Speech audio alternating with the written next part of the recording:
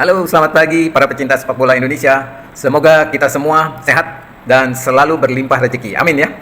Kita akan membahas perihal strategi khusus yang bisa diterapkan oleh Patrick Kluivert, coach tim nasional Indonesia. Saya kira Kluivert akan melakukan pressing sejak awal pertandingan tanpa melupakan pertahanan. Dan untuk melakukan hal ini, maka Kluivert akan merotasi dengan pemain yang lebih segar, khususnya di pertahanan, sekaligus mencoba para pemain yang lain untuk persiapan ke babak berikutnya, yaitu babak keempat nanti. Kluivert kemungkinan besar akan menerapkan pendekatan high pressing sejak awal untuk menekan Jepang dan mengganggu alur permainan mereka. Dengan melakukan rotasi pemain, terutama di lini belakang, Indonesia bisa menjaga intensitas permainan tanpa kehilangan soliditas pertahanan. Rotasi ini juga menjadi kesempatan bagi Kluivert untuk melihat opsi terbaik menuju ke babak keempat nanti. Mungkin kita akan melihat beberapa pemain muda atau yang belum banyak mendapat menit bermain tampil untuk membuktikan diri. Ya, kunci keberhasilan strategi ini tentu ada pada stamina dan transisi permainan. Jika pressing terlalu agresif tanpa koordinasi yang baik, Jepang bisa memanfaatkan celah dengan umpan-umpan cepat. Nah, menurut Anda atau teman-teman semua, siapa pemain yang sebaiknya mendapatkan kesempatan di laga ini? Apakah ada nama yang layak dicoba untuk peran penting sebelum masuk ke babak keempat? Baik, saya kira Kluivert akan memberi kesempatan para pemain bertahan seperti kepada Yance Sayuri, Dean James, dan Max Hilgers. Juga di lapangan tengah akan ada pemain seperti Marcelino, Nathan Chow Aon, kemungkinan besar akan mendapatkan kesempatan bermain. Yance Sayuri akan dengan kecepatannya bisa menjadi senjata penting dalam bertahan maupun membantu serangan dari sisi sayap. Nah, Dean James dan Max Hilgers akan memberi kestabilan tambahan di lini belakang, terutama untuk menghadapi serangan cepat Jepang yang terkenal dengan pergerakan kombinasi 1-2 tim Jepang. Ya, teman-teman, di lini tengah kita punya Marcelino Ferdinand yang punya kreativitas dan kemampuan menembak dengan jarak jauh yang bisa menjadi ancaman bagi Jepang. Sementara Nathan Chow Aon dapat berfungsi sebagai penghubung antara lini belakang dan depan dengan distribusi bola yang baik. Jika Kluivert benar-benar menurunkan pemain-pemain ini, Indonesia bisa menampilkan permainan yang lebih berani dan dinamis. Fokus utama tentu akan ada di transisi. Bagaimana pressing tinggi tetap bisa diimbangi dengan pertahanan yang kokoh. Nah, menurut kamu, teman-teman semua, apakah ada strategi khusus yang bisa diterapkan untuk meredam permainan Jepang, terutama di sisi sayap mereka yang biasanya eksplosif? Menurut saya, strategi khusus mungkin tidak terlalu diperlukan karena para pemain Indonesia di sayap kiri dan di sayap kanan terdapat pemain-pemain yang cepat ya, dan mampu bertahan serta menyerang.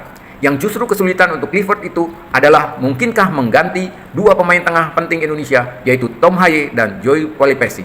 Jika sisi sayap sudah cukup kuat dan mampu menyaingi kecepatan Jepang, maka tantangan utama memang berada di lini tengah. Tom Haye dan Joy Polipesi adalah dua pemain yang sangat krusial dalam mengatur ritme permainan tim nasional Indonesia. Ya, mereka melakukan distribusi bola serta memberikan perlindungan bagi lini belakang. Ya, menggantikan mereka tentu bukan keputusan mudah ya bagi Kluivert, terutama jika ingin menjaga keseimbangan tim. Jika mereka dirotasi, maka Indonesia harus mencari pemain yang mampu mempertahankan stabilitas di tengah tanpa kehilangan kreativitas dalam membangun serangan. Nah, Marcelino bisa menjadi opsi sebagai gelandang kreatif, sementara Nathan Chow Aon mungkin bisa berperan lebih defensif untuk menjaga transisi. Tantangan lainnya adalah bagaimana Indonesia tetap bisa menguasai bola tanpa kehilangan intensitas pressing. Jepang dikenal dengan permainan cepat, operan 1-2 yang efektif. Jadi Indonesia harus pintar dan membaca momentum permainan.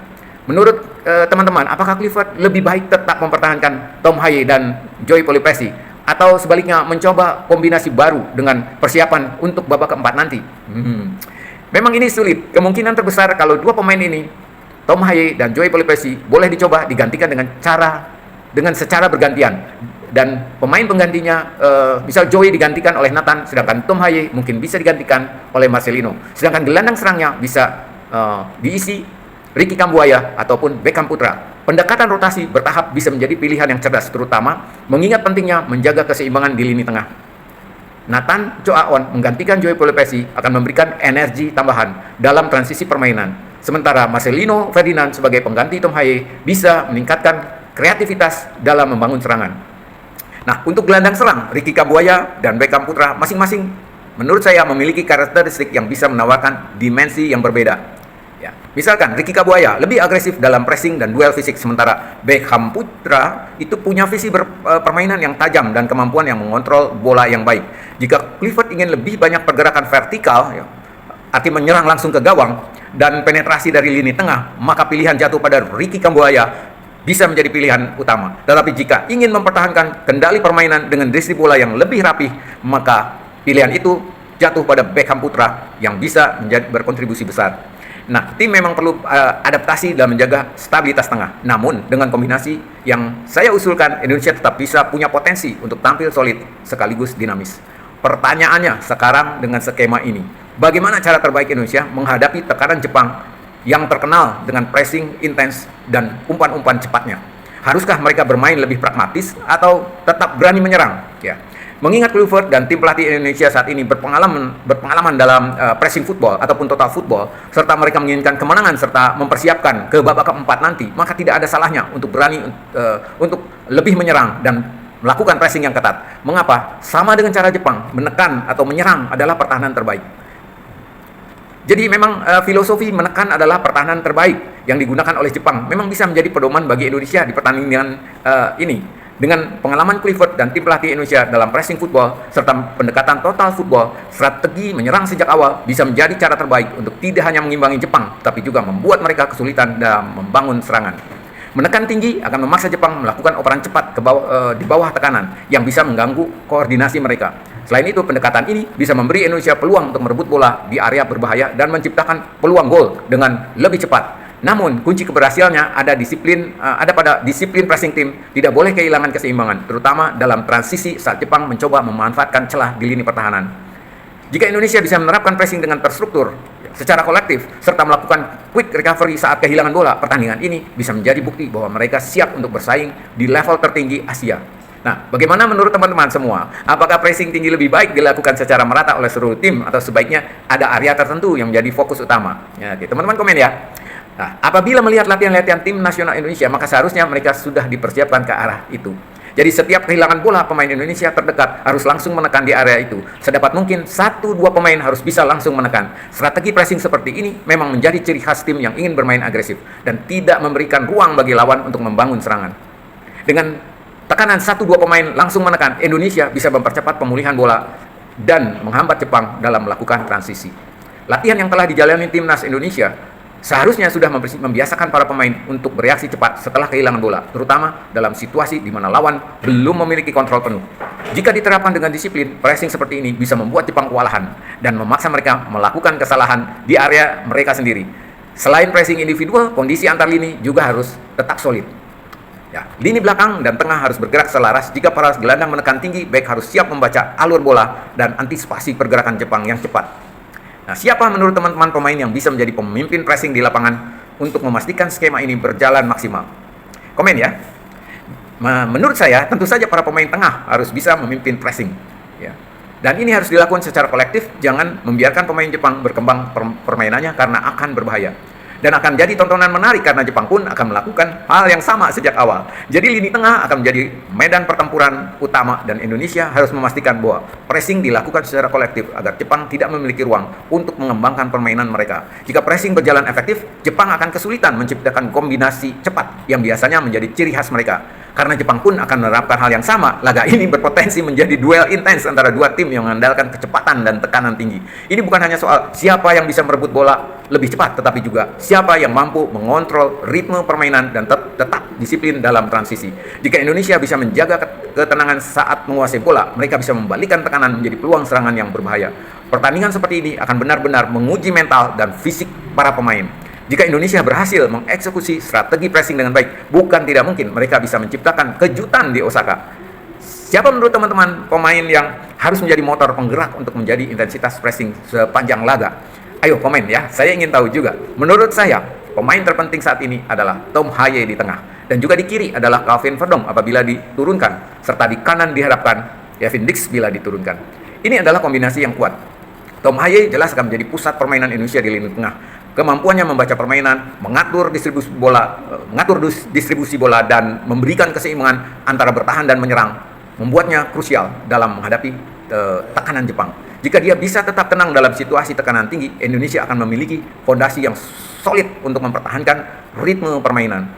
Di sisi kiri, adanya Calvin Verdong bisa memberikan kestabilan sekaligus daya serang yang baik dari sektor pertahanan. Jika diturunkan, Calvin bisa menjadi penghubung antara lini belakang dan tengah serta membantu serangan dengan crossing yang akurat. Sementara di kanan ada Kevin Dix akan menjadi elemen yang penting dalam menjaga intensitas pressing dan melawan kecepatan Jepang di sisi kanan. Jika Kevin Dix bermain, Indonesia bisa memiliki keseimbangan di kedua sisi lapangan yang memungkinkan mereka untuk menghadapi Jepang dengan lebih percaya diri. Dengan kombinasi ini, pressing akan menjadi lebih terstruktur dan Indonesia memiliki peluang untuk mengendalikan permainan lebih baik. Tantangan utamanya adalah menjaga stamina sepanjang laga, terutama karena Jepang dikenal sebagai tim yang bermain dengan intensitas tinggi hingga menit terakhir. Kita sepertinya akan menyaksikan duel yang sangat menarik karena dua tim akan bermain dengan filosofi yang sama, mirip, yaitu bermain yang agresif. Jika pressing berjalan maksimal, Indonesia berpotensi menciptakan peluang emas melalui transisi cepat. Ya, sekali lagi, siapa pemain yang bisa menjadi kunci dalam mencetak gol di laga ini? Kita melihat pada saat ini hampir semua pemain depan Indonesia yang diturunkan punya peluang menciptakan gol, khususnya Oler Romani, Egy Maulana, Stefano Lillipali, dan Ricky Kambuaya, serta Beckham Putra, serta juga Marcelino dari tengah. Bahkan tembakan jarak jauh Tom Haye, Calvin Verdong, Rizky Ridho bisa juga jadi gol. Jangan lupa, Jacob Sauri, Kevin Dix juga mampu. Ya, semua bergantung pada kepercayaan diri para pemain saat ini. Dengan komposisi pemain yang ada, Indonesia memiliki banyak opsi serangan dari berbagai lini. Oler Romani, Egy Maulana Fikri, Stefano Lillipali, Ricky Kambuaya, Beckham Putra, dan Marcelino Ferdinand semuanya memiliki potensi besar untuk menciptakan peluang dan mengkonversinya menjadi gol. Kecepatan dan kreativitas mereka bisa menjadi senjata utama menghadapi Jepang. Selain itu, ancaman tembakan jarak jauh dari Tom Haye, Calvin Verdong, dan Rizky Ridho apabila diturunkan bisa menjadi faktor kejutan, terutama jika Jepang terlalu fokus menutup pergerakan di kotak penalti. Ya. Jika Indonesia bisa memanfaatkan ruang yang tersedia di luar kotak penalti, peluang mencetak gol dari luar kotak penalti bisa menjadi solusi ketika Jepang bertahan rapat. Dan tentu saja Jacob Sayuri dan Kevin Dix bisa menambah dimensi serangan dengan pergerakan dari sayap, baik dengan umpan silang maupun penetrasi langsung. Semua kembali kepada kepercayaan diri dan eksekusi taktik di lapangan. Jika para pemain berani mengambil inisiatif dan bermain dengan determinasi tinggi, peluang Indonesia untuk mencetak gol sungguh terbuka lebar. Pertandingan ini akan menjadi ujian besar, tidak hanya dari sisi taktik, tetapi juga mental bertanding tim nasional Indonesia. Jika pressing berjalan baik dan kepercayaan diri tetap terjaga, Indonesia punya kans menciptakan momen bersejarah di Osaka. Kamu melihat ada skenario kejutan dalam pertandingan ini? Ya. Sebab bagi saya, ya, itu semua akan menjadi kejutan dan pertanyaannya siapa yang paling kreatif, paling dominan, dan paling punya daya tahan selama pertandingan. Ini seperti suatu pertempuran kekuatan yang seimbang, tetapi hasilnya bisa sangat vital bagi salah satu tim. Karena keduanya bermain tanpa risiko apapun kecuali untuk Indonesia dalam meningkatkan peringkat FIFA-nya saja. Ya. Tapi kalau berhasil, maka babak keempat akan terbuka lebar peluangnya. Karena jati diri para pemain Indonesia akan terbentuk menjadi para pemain yang berkarakter dalam Piala Dunia ini. Jadi pertandingan ini lebih dari sekedar laga kualifikasi biasa. Ini adalah ujian karakter bagi pemain tim nasional Indonesia. Kesiapan mental, kreativitas dalam bermain, dan daya tahan sepanjang pertandingan akan menjadi faktor penentu. Jika para pemain bisa menghadapi tekanan Jepang dengan berani, bermain dengan penuh determinasi, dan tetap disiplin dalam strategi pressing tinggi, maka Indonesia tidak hanya akan mendapat hasil positif, tetapi juga akan semakin matang menghadapi babak keempat nanti. Selain itu, kemenangan atau bahkan performa kompetitif bisa menaikkan peringkat FIFA tim nasional Indonesia yang penting untuk undian di fase-fase berikutnya. Jepang sudah memastikan diri lolos, tetapi bagi Indonesia, laga ini menjadi momen penting untuk membangun identitas tim. Sebuah kesempatan bagi pemain untuk menunjukkan bahwa mereka siap bersaing di panggung yang lebih besar. Duel ini akan penuh kejutan seperti yang saya duga. Percaya, pergerakan cepat, adu fisik, dan kreativitas dalam membangun serangan akan menciptakan pertarungan yang sengit. Jika Indonesia berhasil menampilkan permainan yang solid, apakah menurut kita semua ini bisa menjadi tanda titik balik bagi perkembangan sepak bola nasional menuju level yang lebih tinggi? Percayalah teman-teman, ini bukan saja titik balik perkembangan sepak bola nasional, tetapi ini bisa memunculkan cikal bakal pemain besar dan akan semakin bersinar nantinya. Laga seperti ini bukan hanya soal menang atau kalah, tetapi juga fondasi bagi masa depan sepak bola Indonesia. Jika para pemain mampu tampil kompetitif melawan Jepang, mereka bukan hanya membuktikan kualitas mereka di level internasional, tetapi juga bisa menjadi inspirasi bagi generasi berikutnya. Momen ini bisa melahirkan pemain-pemain besar yang nantinya bersinar. baik di level klub maupun tim nasional. Kepercayaan diri yang terbentuk dari pertandingan seperti ini bisa berdampak jangka panjang, mengubah pola pikir pemain Indonesia agar selalu siap menghadapi tantangan yang lebih tinggi. Jika Indonesia bisa terus berkembang dengan filosofi bermain yang agresif dan berani, bukan tidak mungkin kita akan melihat mereka bersaing di panggung yang lebih besar seperti Piala Dunia dalam waktu dekat. Bagaimana menurut kamu? Apakah ada faktor lain yang bisa mempercepat perkembangan sepak bola nasional setelah momen seperti ini? Ya, faktor lain selalu adanya gairah supporter Indonesia serta dukungan pemerintah Indonesia pada sepak bola Indonesia terus meningkat juga.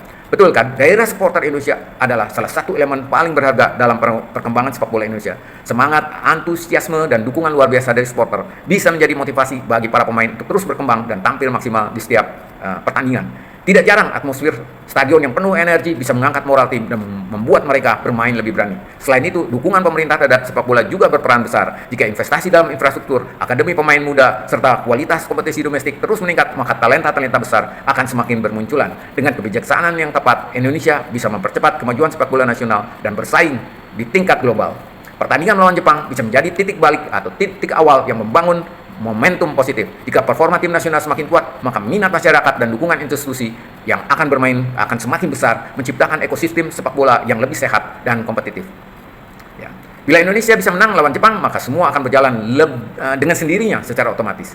Ya, benar kan? Pasti Anda semua setuju dengan saya. Jika Indonesia berhasil meraih kemenangan atas Jepang, dampaknya akan meluas secara alami, baik dalam hal kepercayaan diri para pemain, perhatian publik, hingga dorongan bagi perkembangan sepak bola nasional. Ya, momentum seperti ini bisa menjadi kualitas yang mempercepat proses pembentukan identitas tim yang lebih kuat dan kompetitif. Selain itu, kemenangan akan meningkatkan posisi Indonesia dalam peringkat FIFA yang berpengaruh pada undian di fase berikutnya. Tidak hanya itu, hasil positif melawan tim sekelas Jepang bisa mengubah cara dunia melihat sepak bola Indonesia, bukan lagi sebagai tim underdog, tetapi sebagai kekuatan yang siap bersaing di level tinggi. Jika tim nasional terus mempertahankan gaya bermain agresif dan disiplin taktis, maka masa depan sepak bola Indonesia akan semakin cerah. Babak keempat akan menjadi ujian sesungguhnya, tetapi jika fondasi permainan sudah terbentuk dengan baik, peluang untuk lolos ke Piala Dunia akan lebih terbuka. Ini bukan sekadar kemenangan dalam satu pertandingan, tapi sebuah langkah besar menuju era baru sepak bola Indonesia. Apapun hasilnya, laga ini akan memberikan banyak pelajaran penting bagi kita Indonesia dalam perjalanan ke depan. Penutup dari saya, sehat selalu dan tetap semangat selalu. Salam.